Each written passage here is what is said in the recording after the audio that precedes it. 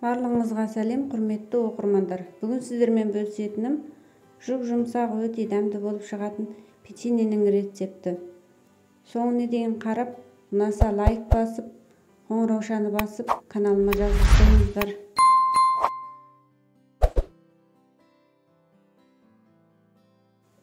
Ең алдымен ыдысқа жұмыртқаны құйып аламыз. Толық рецепті описанияда қалдырдым. Және қант саламыз. Жақсылап қантты ерігенше араластырып аламыз. Және сары майды салып, сұйық майды құйып, жақсылап миксерлеп аламыз.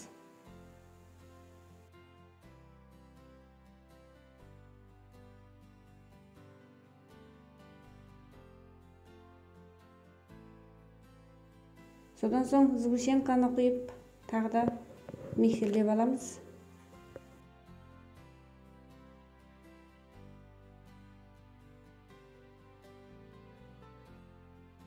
Келесі қадамда ұнға қопсытқышты қосып, араластырып, қамырды илейтін боламыз.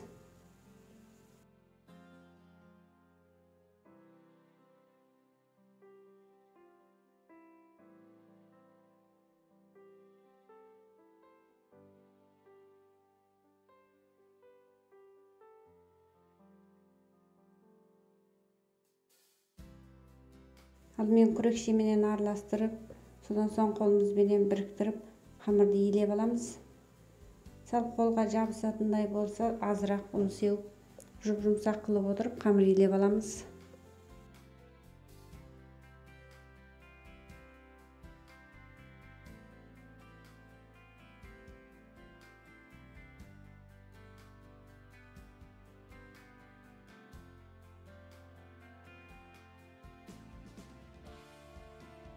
Қамырды осылай жұмсақ қылып илеп аламыз.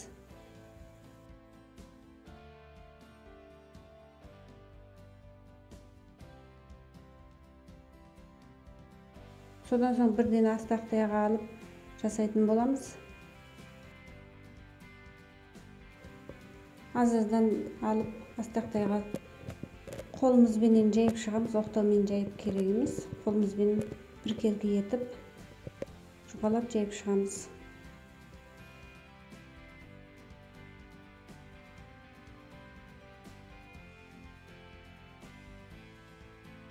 Содан соң өзіміздің қалаған формаларменен жасай берсек болады. Рағында осындай дөңгелек формаменен өте әдемі шығады.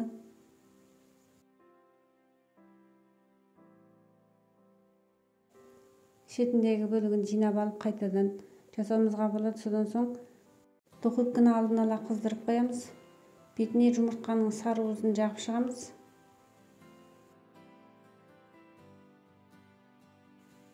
Содан соң 180 градустық духовкада 20 минут, 30 минут шамасында пісіріп аламыз. Печеньеміз міне осындай әдемі және өте дәмді болып шықты. Міндетті түрде жасап көріңіздер, сіздерге ұнайтынына сенімдімін. Астарыңыз дәмді болсын, назарларыңызға рахмет, сау болыңыздар.